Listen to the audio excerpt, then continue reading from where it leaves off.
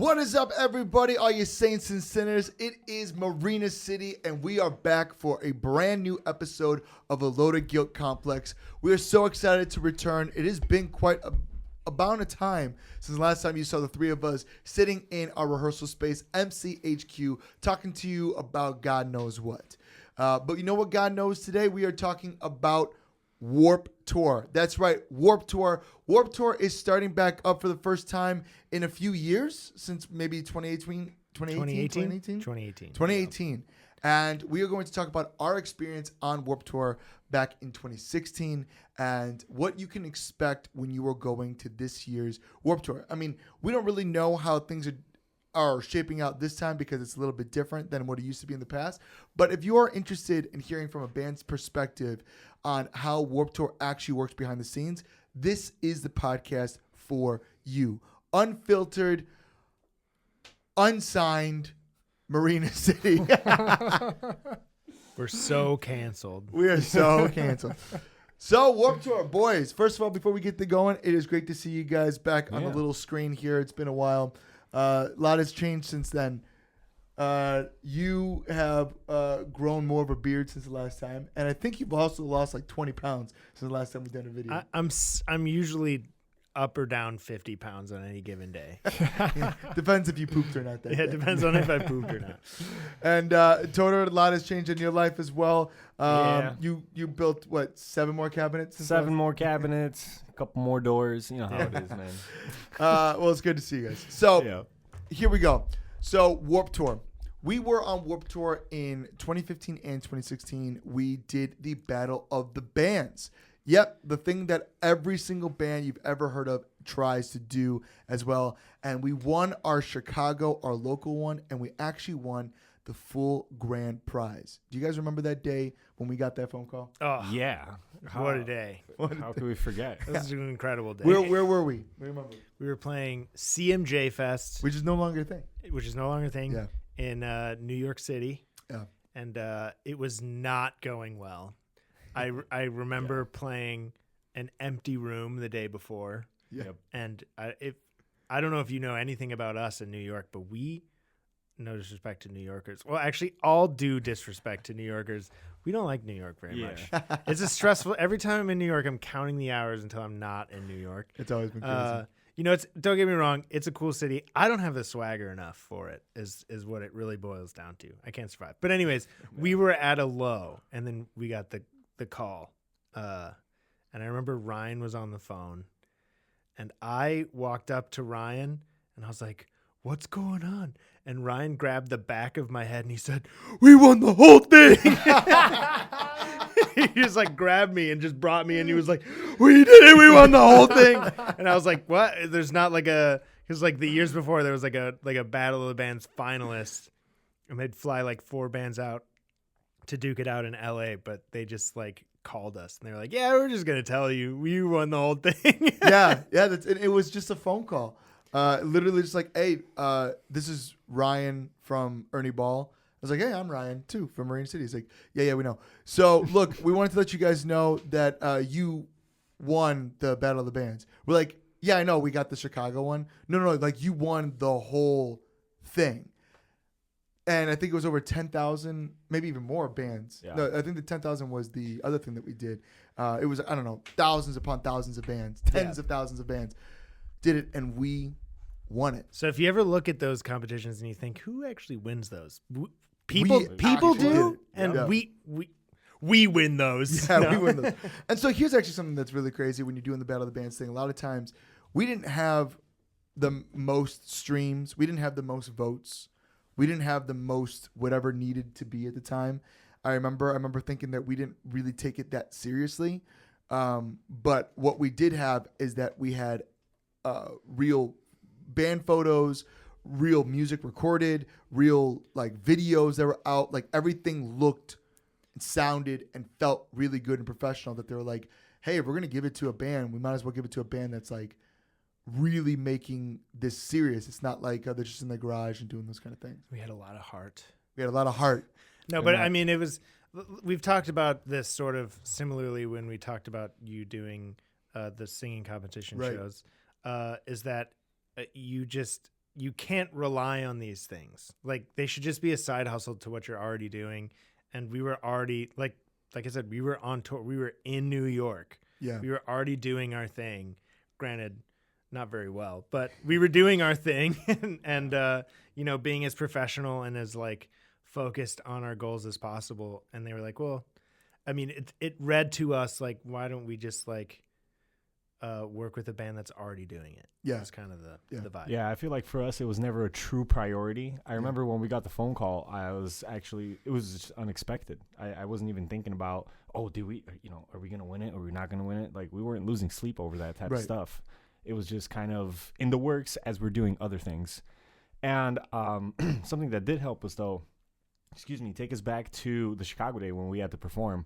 Right when Warped Tour opened its doors, I think it was like 11 a.m. at the time. They set us up at the stage right by the doors, which was actually very beneficial for us because everybody who was walking in, the only music that was playing at the time was us. So if I'm not mistaken, I think the sound guy gave like a really good word for us to Kevin Lineman. I don't know how I remember that, but I remember that was like a thing.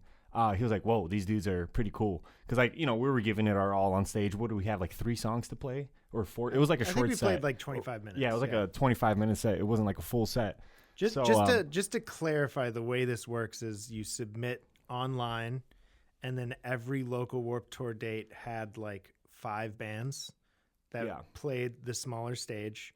And then, so in 2015, we got selected as one of the 5 bands to play in Chicago. And then this is where we're that was the backstory to that story. Yeah. But we worked our asses off too. Like we had signs all over the place trying to give out people CDs. Yeah. We were selling as much merchandise as we can, giving out discounts, whatever we can. We were just grinding. We were telling everybody about our set. We were actually the first band that day, like you kind of mentioned. We were not only the first band, but the first band, the only band. So like we only had a few minutes to be able to promote, to tell people come to our stage. But we had like these big signs that we walked up and down the lines telling people like, hey, come see us. We're this kind of band. We were singing, we were performing with our acoustic guitar, being like, hey, you're going to hear this right now. Come and hear us do this at the stage at 11:15 or whatever the case was. And then we, like you said, we did everything we could. Like we did a headlining show. So if you go on YouTube, you can actually see the performance. I think it was Rise and Fall of You, I think we played that day, and I think that's on YouTube. There's also what he's talking about, how we used to busk and hustle in the lines. That's also on YouTube. You can see him, Matt, and Brian singing. Just type in like Marina City Live or Marina City Warped Tour Live, and you'll see those videos of us like busking in line. Yeah. And also that day where we played in Chicago. Yeah. So we did all those things, and we took an opportunity and we made it as big as we possibly could, which is something that we talk about a lot with everything that we do. From when I was on the singing shows and everything else, is trying to maximize as much as you can with it. And I think because of that, we first of all showed professionalism with the people on the sound, and they were like really impressed. We got the crowd to be really stoked about everything. And then after that, we really showed off by like trying to make sure that everyone in the venue knew that this band Marina City played. And because of that, I think a lot of that was one of the reasons, or the big reasons, why we won the whole thing. Yeah, I think what's important about any sort of audition type experience, not that this was directly an audition, but just to act like you already have the part, you know? Like we treated that one day of Warped Tour like we were doing Warped Tour. Yeah. So we were doing literally what all the bands who are on Warped Tour were doing, which is hustling in the lines, which is like printing out flyers and handing out stuff to make sure people come see our set.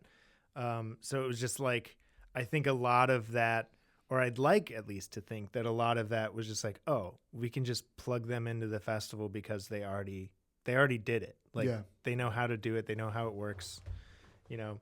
So whether you're doing a competition style thing like this, or you're auditioning for a band, showing up and just treating it like you're already a part of it is a good way to kind of get your foot in the door quickly and easily. Yeah. Once we won it, once we actually like realized that we won it, we were thinking about how can we maximize this opportunity. You know, I think we were given the last 2 weeks of Warped Tour, only West Coast. These are going to be some cities that we've never played in before as a band. And we were just thinking, how can we maximize this opportunity instead of just showing up and playing. What else extra can we add to that whole experience? And I think that is part of the hustle. I feel like we could have easily gone the other route, right? Like you can either go one route, like you just go on the Warped Tour, you play your shows, you know, make some fans, and then go to your tent. But like Eric was saying, we printed flyers. I think we had like, it was like clockwork. We had like certain hours where like me and Aaron would go out with the flyers and just walk around. Then it was like you and Matt or something. Right. So there were just a bunch of different things that we tried to do extra on top of playing to make sure we maximize the opportunity. I mean, heck, there's hundreds of people, new fans, just there for us to make new fans. Yeah. So I think in a world where social media is king, the problem with that is that it actually almost feels not as connected because everyone's doing it. So when you actually reach out and talk to somebody and have a full conversation and be able to really showcase that you're human, it goes a longer way than just like tweeting at someone or whatever. And if you're watching this video, chances are you've had like an actual real conversation with us. A lot of the fans of Marina City have had some kind of experience with us in some way, shape, or form. And I'm really proud of that we've been able to do that. I mean, it would be really nice if we can expand faster. But honestly, the fact that you're watching this, that you're listening to this, that you're connecting with this, is why we still do music. And the reason why we did so well on Warped Tour and for those 2 weeks is because we connected with people, real life people. Now, we win the thing. So kind of Toto alluded right now is that after we get the phone call in 2015 that we won it, we went on, our prize was a bunch of different things. One is that we got endorsed by Ernie Ball. We got really cool in-ear systems by 64 Audio. We were able to do stuff with John Fellman. But this drum kit. Yeah, actually, this drum kit that you see is actually, yeah, that's right. We were given a bunch of money that was able to build out our entire like live rig that we still use today. But the big thing was the Warped Tour, and that's what we're here talking about. We've got 2 weeks of Warped Tour.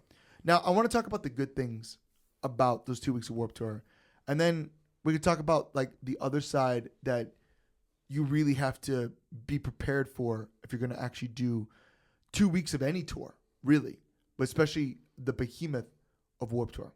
Now, the first thing is it's obvious that we love the idea of going on there because we had this access of all these new fans, just this big access of all these new fans. And chances are, if you're watching this, you probably saw us on Warped Tour. We've been able to create lifelong fans from that opportunity that we were able to have.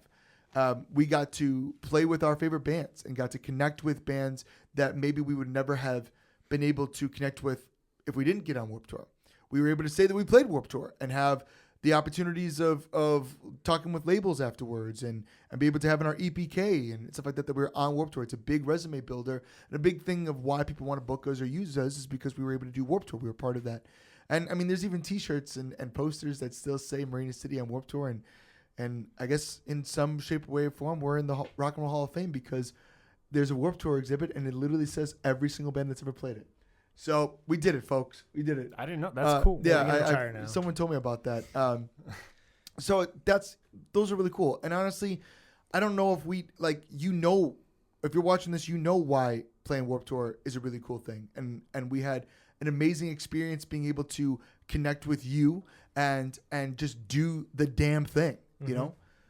But there is a darker side of it and a side that people don't realize. It's like, there was a thing that I saw, like the people who won the extreme home makeovers and like the real life behind that was that now their house was worth so much more than they could afford. So because of that, the taxes and the property taxes in the house were so expensive. Yeah. And now they couldn't afford the property taxes for it.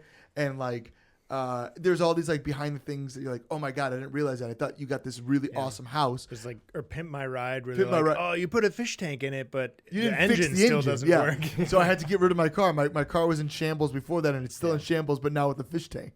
You know, so it's all these like weird things about it. And that's actually similar to playing Warped Tour as well, is that like, look, we're not really in it for the money, right? We know that, but money is what makes the world go round. So we win 2 weeks of Warped Tour, but we don't get paid, right? Yeah. And we're playing cities that Toter mentioned we've never played before. And quite frankly, it's really difficult for a band in Chicago to get back to Panoma and Salt Lake City and Portland, Seattle, Portland Salt Lake City, and Idaho and Denver all the time. So you get to play these great venues and you get to play these stadiums and these amphitheaters and you get thousands of people that watch you. But the trick is that you have to keep going back and back and back so you can keep that going. And we couldn't keep going back to Idaho.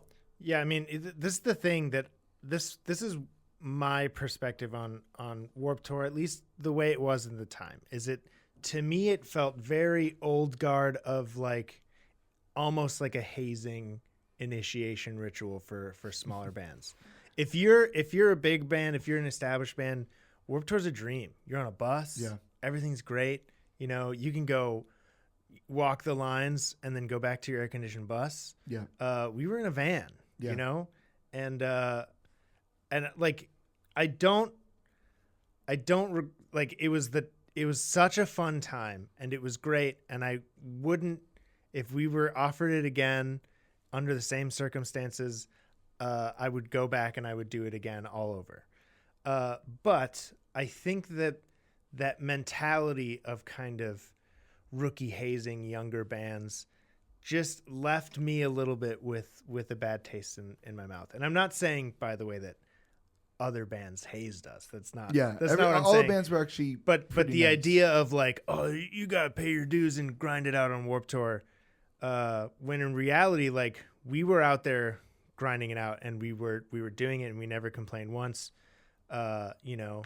But to like come back and you're not paying us, you're not feeding us. Yeah. No you're not water. providing- No. Yeah, I mean, they did give us water. They did give us Monster Total Energy. water. Sure, yeah. But what I meant by water is beer. oh yeah, yeah. They didn't give us Yeah. beer. No beer. But you know, there's no riders to be fulfilled. And no ice cream. And No look, I ice get cream. it. We were a nobody band. We were the We're I the don't band know, that won the competition and hopped on. Yeah, I know. We're the quote unquote bitch band that's got to pay their dues. Yeah. But at the same time, like, sure, all of those things. But then when we're killing it and they're asking us, hey, do you guys want to play like a bigger stage? And we say, yeah, cool. Still no pay. Still coming up to merch every night, being like, hey, give us a merch cut. Yeah. That's where I start to be like, Yeah. Yeah. hold on, wait. So Yep, for the yep, people at home, what Eric is talking about is that they did not pay us, right? So we had to go travel those 2 weeks. That was our prize, 2 weeks on Warped Tour without any pay. Just to put that in perspective, we went in easily $10,000+ in debt. And Yeah, and where this does was, that? for the record, this was our choice to Yes, take this hit. yes. We were happy to do it. And like I said, we would do it again. We literally bought a van Yeah. to do Warped Tour. So actually, it's even farther than 10,000. 10,000 actually is probably maybe $20,000 in debt. And this is how it works. This is why you get into that debt. And remember, I want to keep talking about this is not complaining now. This is explaining how difficult this actually is and how it all works behind the stage. So we had to get a van. We had to get a 15-passenger van. And the van that we had at the moment, there was no way it was going to be able to live. It was going to be 15 to 20,000 mile trip. Yeah. Up mountains, down mountains. There's no way it was going to last that. Okay. It wouldn't have fit all of us in it. And it wasn't going to fit everyone. And we hired a driver, which was just our friend. We had my girlfriend at the time, my wife now, do merchandise, and we had a photographer with us. And we were a 6-piece band at the time. So we got all 9 of us in a van, a 15-passenger van, which is not a lot of room, even though you say 15-passenger. And travel with the trailer, a U-Haul trailer. So we had to pay for the U-Haul trailer, pay for the new van, pay for the gas on that van. And now gas was a little bit cheaper than it was maybe now, but it wasn't that much cheaper. No. So you're traveling there, and Then on top of that, you got to buy merchandise. Now you need to get merchandise that you think that you're going to be getting enough merchandise to fulfill thousands upon thousands of people that could potentially want to buy your stuff. And it's not just you got to get the smalls and mediums, you got to get the extra large, you got to get the 3XLs. You got to make sure you have everything in stock so that people can purchase it, because that's how you're going to make your money back. Okay. On top of that, now you got to eat. They didn't feed us. We weren't allowed to eat the catering food. Yeah. We had to purchase the food that was inside the venue. And you guys have purchased food inside the venues. A hot dog, one hot dog's $15. You know, now we're really hungry from there. So we bought PB&Js. We did the ramen. We did all as cheap as food as we possibly can. But there was also not a lot of time for us to stop to go to the next venue, because every venue on the West Coast was at least a 10 to 11 hour drive at least. And you would end Warped Tour at maybe 10 o'clock. You would pack up and you would start driving and try to get to the next place before 6 a.m.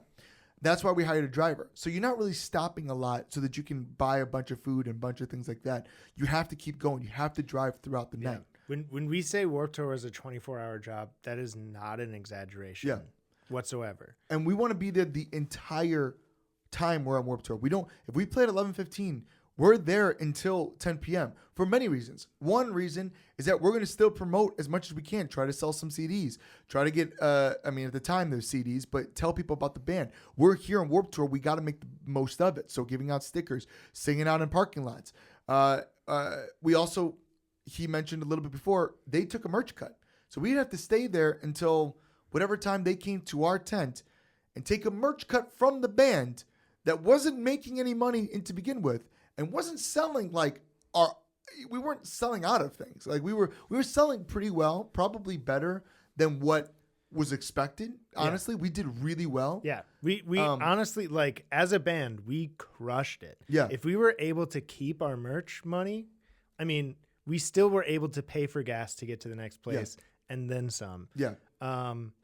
But, you know, when you have to pay 10-20% to an enterprise that's not paying you, they're literally just providing a space for you to perform. Yeah. You know, like, literally we paid to be on Warped Tour. Yeah. And that's where I get it. Like I said, I get an uneasy feeling about it. And it's just what I hope for the future of Warped Tour is, if Warped Tour comes back in the same capacity like it did before, is that it is more about encouraging and helping out those younger bands. If you want to take a merch cut, take it from, you know, Falling in Reverse and Sleeping with Sirens, the bands that are making, you know, tens of thousands of dollars in merch, but you're also paying them, you know, tens of thousands of dollars too. Right. And don't, you know, they could have easily been like, do we need that $100 from Marina City? Right. You know, that $100 can take us a long way. And can we offer Marina City, you know, a burger every day? Right. You know, so I feel like what bummed me out was it was more about like, oh no, we gotta like put these younger bands through hell so they can pay their dues, rather than let's give these guys an incredible experience. And I think after touring with, you know, after doing so many of our own tours with real established bands and realizing how you get treated on the road by other bands, it was like refreshing to be like, oh, we're not just like just a piece of gum on the bottom of somebody's shoe, you know, like they're like, oh yeah, come hang out in our green room, or, you know, venue staff's like, hey, we're glad you're here. And it was like refreshing to do real tours after Warped Tour. Yeah. You would get to Warped Tour at like between 6 and 8 o'clock in the morning. You'd find out where parking is, find out where you can set up your tent for merchandise, get your tent all set up, get all go to the stage, get your stage all set up, figure out what you're going to do from there, find out what time you're playing. You had a meeting in the morning where they would have They'd have like cereal and I think a bagel. And to be honest, I don't even think we were allowed to eat it, No, but we were stealing them because we were so hungry in the Yes. mornings. So we would go and try to like grab it and try to without getting caught. And they would tell you about what the day was going to be. Maybe there was problems the day before that they want to fix, whatever. And then they would tell you your set time. And we did get bumped up. And we were really thankful that we got bumped up on some cool stages. And it sounded like some bands did not appreciate that we got bumped up more than they did, but that's okay. We won't have to name names. But they were on our stages, and if you want to take some consideration or thoughts on that, they wore a lot more makeup than we did. But they were really upset, but they also were kind of jerks to the sound people, and that's what happens when you're jerks to the sound people. Sound people have more say than you think. So yeah, I mean, like, look, I have a lot to say about Warped Tour right now. Yeah. But in these situations, I mean, nobody's going to be causing problems in the moment. No. I am going to be smiling, happy idiot till the day I die. Yeah, I mean, this was 10 years ago at this point. But I think that that's a good thing to just have in general. Yeah. You know, things are not always going to go your way. And I do think you do have to roll with the punches. And we were happy to do that. And I would happily do it again. But, you know, when we're in our own safe space, I'm gonna tell it like it is. Yeah, I think Totally. you know, I think it's important that everyone knows that, like, you know, what bands are going through, why this is like, how difficult this thing is. Right. This machine that you're trying to crank and make happen, and then when you're on top of something like the Warped Tour, when it used to be a touring around the nation thing, how difficult that was to make. Like, I lost my voice so quickly on that tour. In fact, it was really difficult for me to sleep while we were in the van because we weren't sleeping in bunks or anything. We were just trying to sleep however we can in our seats or whatever. And I just couldn't fall asleep. I couldn't get comfortable enough. So then you're up all day, and we didn't want to have the van running the whole time because that would kill the battery or kill the gas. So we had to sleep like with the doors open while it was super hot. And we made these little fans that were trying to help us, but it didn't really do anything. I'm trying to sing. I'm trying to yell at people to tell them to go see our band play. We're trying to, you know, all these different things. I'm losing my voice really quickly. And I wasn't as experienced of a singer as I am now. And so, you know, at the time we were 20s, early 20s doing this too. So we don't really know. We're trying to figure out touring to begin with. This is one of our first big tours. We're doing this situation. We're going through hell and back from it. And like our impression of touring was like, oh yeah, we're just going to get treated like garbage. Yeah, and it was crazy. It was pretty wild. So, you know, you're malnourished. The sun is so on. I mean, we were burnt to a crisp. You're super overworked. You're doing it for free. And then, but here's the thing. This is the toughest thing about touring in general, is that, again, I mentioned you have to keep going back. So for us, like, some of it was kind of wasted opportunity because we haven't gone back to Idaho. We haven't gone back to Salt Lake City. We haven't gone back to a couple of those cities there. And if we have to go back again, we have to do it all over again. Because, you know, if you're not there every year or every other year or whatever, then it's just like those fans forget about you. And unfortunately, that's why you have to keep restarting as a band. And it sucks. So for little advice, if you are a musician and you're going on tour, make sure you go to cities that you can go back again quicker than every decade. Right? Make sure you can make that happen, because otherwise it's a wasted opportunity for you guys. The other thing, if you're going to go do the Warped Tour stuff and things like that, know what you're getting into. Or you maybe not Warped Tour, but if you're going to winning a competition, or even if you're just gonna get handed a really cool opportunity, you know what that entirely entails. Yeah. And I do think, like, it is also important to mention, like I keep saying, if I were to go back, I would do it all over again, even knowing that we have not gone back to Idaho since. I think that we learned a lot of lessons on that tour that we wouldn't have learned if we didn't take it. We are a better band. We are a better band because of it. Yeah. I've learned that, like, I know that from now on, every time I'm in a touring environment, to treat everybody on the tour package like family, you know, and just all those things about just helping lift people up, making sure that everybody's okay. I think those are some of the important lessons that we learned. Yeah. So Rest is important. Yes, Rest is just as important as grinding. Yeah. You know, like you said, getting everyone's back. And again, we were young, so there was like, I mean, we were at each other's throats at times. I mean, it's because we don't know what's going on, and but like you said, we also became a better sounding band because of it. Mm-hmm. Knowing, okay, I don't have my voice today, so what am I going to do to still perform? Because the people in Arizona don't know I don't have my voice today. So I'm not going to complain that I don't have my voice. I'm going to give them a show, and maybe they won't even realize. They don't know what I sound like to begin with, you know? Mm-hmm. But anything that we missed out on? No, I mean, it was just like boot camp. It was just like boot band boot camp. Yeah. Yeah, I mean, honestly. And that's what it felt like. I mean, man, we were just so young. We were just doing everything. Every day we were doing the daily grind of Warped Tour, and we didn't know any better. We were just like, oh, I guess this is what it's like to be on Warped Tour, you know? But, yeah, in retrospect, you know, you think about a couple of those things and, you know, where you feel like you could have gotten treated better. But at the end of the day, you know, the reward was pretty big. You know? Yeah. It was big. Yeah, we learned a lot about, you know, like I'm glad that we were put through all of that insanity, because we learned what our limits are. Yeah. But you know, I think it set a precedent for like, oh, this is what we should take going forward.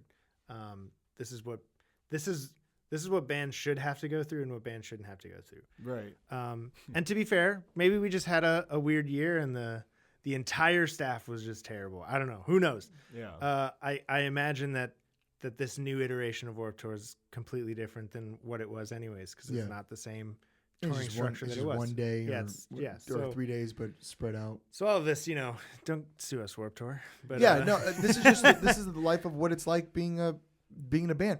I think it's also helped us on the road today, and preparing for shows and preparing to go on the road, knowing what to look out for. And like for me, when I was on the singing shows with The Voice and American Idol, like people didn't have that experience of Warped Tour, and it felt like it was like a secret weapon that I was able to have, that I knew how to perform live in front of everybody. I knew how to prepare my voice better. I knew what, like Eric said, my limits. Like I have to, like today we're about to rehearse and we got some big shows coming up, and like I'm like, hey, I'm going to sing a little bit, but I can't do too much. Like I know that I cannot do too much today because I'm not going to have a voice for when it really matters. It's like understanding, and the only way that we were able to really figure that out is by doing it. And Warped Tour was jump in the water and see if you can swim. And it really pushed our limits. Yeah. And I think we swam, and I think it was great. And if you ever get a chance to do it, I hope that you can do it, and I hope that you know that this isn't easy. And if you can support a band, knowing that they are doing it, there's so much behind the scenes. It's crazy. So anyways, that is our episode of Confessions of a DIY Musician, our Warped Tour edition. We hope that you get a chance to go to Warped Tour this year, or to any bunch of festivals that are happening. When we were Young Fest as well, be able to enjoy the bands that you haven't seen in a long time and be able to support them. And if you want to support Marina City, you can go to marinacityband.com. Everything at Marina City Band. We have a website, a web store that every single dollar goes to the band. None of it goes to Warped Tour. It goes right to us. And it really helps make this band a reality. So at Marina City Band, marinacityband.com/shop, there's a bunch of cool items on there that we hope that you guys can enjoy as well. Make sure you subscribe to the channel on our YouTube and wherever you get your podcasts. Tell somebody about the podcast. Tell them, hey, there's a band called Marina City that talks about all the things that actually happens as a DIY musician. It's freaking crazy. That'd be really awesome as well. And make sure that you text us at 815-206-62. I just made that up. It's definitely not it. You should just mouth words and then overdub the actual number.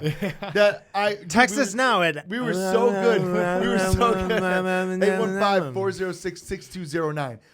Why did I not say it? 815-406-6209. Text us. That's the best way. Text us your name and your zip code. We'll add you so you can guys get Christmas cards. You can get all the new updates about Marina City before anyone else. Thank you guys so much for listening. We need a cool little jingle for the number. 815. No, it's like Call Marina City if you want a good time. Call 406-6209. what? Yeah, what That was 8 numbers. 406. Wasn't it? I don't know. No, was it? 815-406-6209. I don't know. God, I hope that's the Lord. number. Send us a jingle. Yeah, make up a number. I had the number. And If you give us a jingle, we'll shout you out. we're going to find out We'll right now. we'll pay for your work, unlike Warped Tour. Yeah, we're gonna pay for your work and your royalties every time we sing this song. 6209. Guys, I've been doing it right the entire time. You made me second guess. He's been Say doing it again. right this entire time. Call 406-6209. What? 406. What about the area code? I feel like that did There's not flow at all. Let I me heard see of the that. number. 815-406. You had like a giant pause. 6209. Okay, it's got to be.